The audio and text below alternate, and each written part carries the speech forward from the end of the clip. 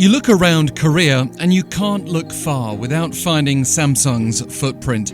It's everywhere, from the electronic devices many of us know so well, to clothes, construction, hotels, even Everland theme park.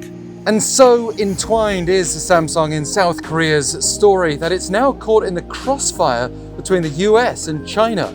You may have heard us talking about the shortage of semiconductor chips holding back the global auto sector.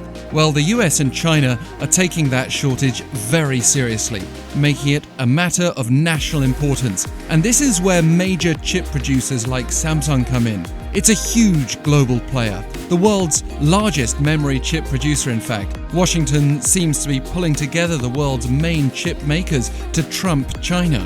No pun intended. President Joe Biden recently held a virtual meeting with executives from leading global tech, semiconductor and auto companies, including Samsung Electronics as the only Korean participant. As part of a $2 trillion infrastructure plan, Biden stressed the need to invest in the semiconductor industry and secure America's supply of chips.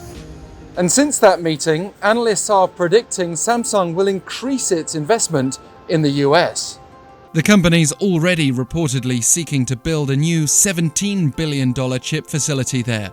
And after the virtual sit-down with the US president, Samsung even publicly thanked him via Twitter.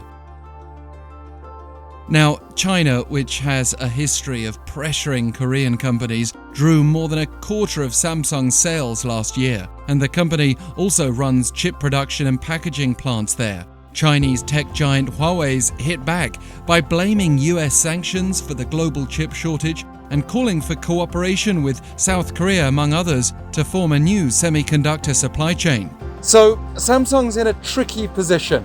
Push ahead with the US opportunity and risk hurting itself in China. Rush ahead with chip production in a global race with other tech leaders and risk a reversal of the current situation. Oversupply. Not to mention the pressure to specifically produce auto semiconductors, which are less profitable than Samsung's memory chips. While Samsung Vice Chairman Lee Jae-yong's in prison, South Korean President Moon Jae-in has been weighing in. With the South Korean government also caught between Washington and Beijing, he met with Samsung executives among various local company leaders and relevant ministers, vowing strong support for the semiconductor sector, a key national strategic industry, as he put it, to decide the present and future of the country's economy. But with semiconductors becoming a weapon in the trade war between the US and China, it seems it's going to get even harder for Samsung and South Korea generally to maintain strong ties with both.